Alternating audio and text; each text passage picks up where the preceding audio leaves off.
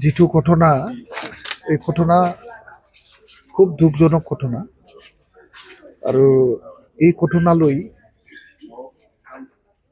ৰাইজৰ মাজত এটা বেদনাৰ এটা সৃষ্টি হৈছে আৰু এই ঘটনাৰ ওপৰত পুলিচ প্ৰশাসনে তদন্ত কৰি আছে আৰু সন্দেহজনকভাৱে দুজনক ইতিমধ্যে আটক কৰিছে।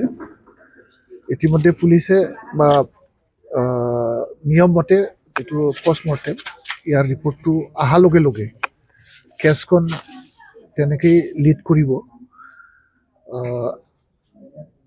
যিটো ঘটনা এই ঘটনাটো খুব নিন্দনীয় ঘটনা।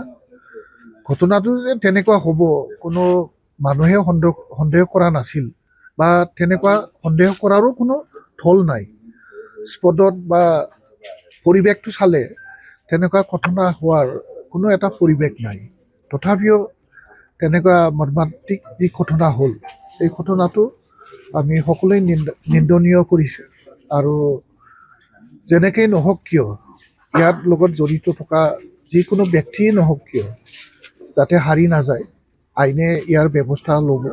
তাৰ কাৰণে আমি প্ৰশাসনক ৰাইজে দাবী কৰি আছে আৰু আমিও BTC প্ৰশাসন হিচাপে ইয়াৰ আৰম্ভণিৰ পৰাই এই ঘটনাৰ তদন্ত আমি অব্যাহত ৰাখিছোঁ, খবৰ খাতি লৈ আছোঁ আৰু আমি পৰিয়ালবৰ্গৰ লগত এই দুখৰ সময়ত আমি সমভাগী হৈছোঁ আৰু ভৱিষ্যতো যাতে তেওঁলোকৰ পৰিয়ালে ন্যায়টো পায় তাৰ কাৰণে আমি প্ৰশাসন হিচাপে আমাৰ পুলিচ বিষয়াৰ ওপৰত বা পুলিচ প্ৰশাসনৰ ওপৰত আমাৰ যথেষ্ট বিশ্বাস আছে আৰু খুব সময়ৰ ভিতৰতে সঁচা কথাটো পোহৰলৈ আহিব বুলি মই আশা কৰিছোঁ।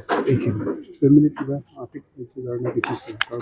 আমি এইটো PM কিবা ৰিপৰ্টৰ ওপৰত বেছ কৰি ইয়াৰ কম্পেনচেশ্যনৰ ব্যৱস্থাটো আমি কৰিম।